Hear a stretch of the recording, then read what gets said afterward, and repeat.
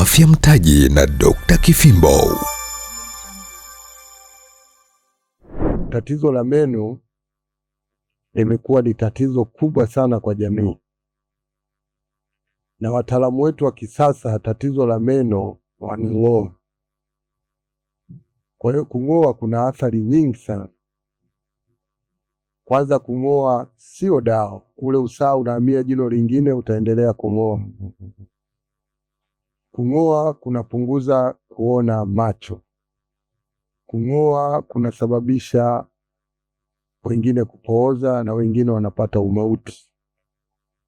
Lakini Mwenyezi Mungu katusikia kilio chetu. Kwa sasa tuna dawa inaitwa Mng'anzagara, ambayo Mng'anzagara inatibu dakika 3 maumivu yote, na hii dawa inaweka kinga na kuondoa harufu mbaya mdomoni. Kwa hiyo tuna umuhimu sana wa kumshukuru Mwenyezi Mungu kasikia kilio chetu, kwa sababu kung'oa kuna athari.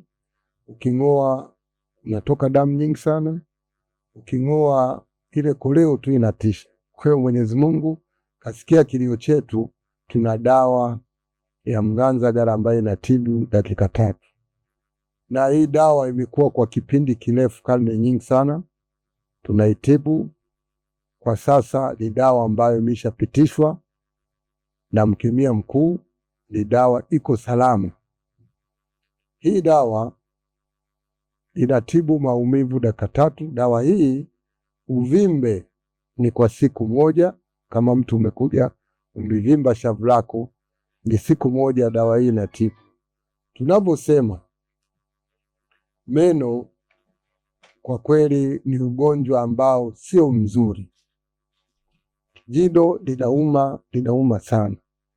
Kwa hiyo sisi tunatibu meno na kuondoa harufu mbaya mdomoni, na vile kama meno yako yana matatizo ya kuvunjika, hii dawa inatibu.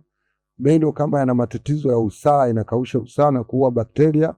Meno kama ina uvimbe wa aina yote, dawa hii inatibu kwa haraka sana. Kwa hiyo tuna dawa ya Mng'anzagara ambayo inatibu meno bila kung'oa.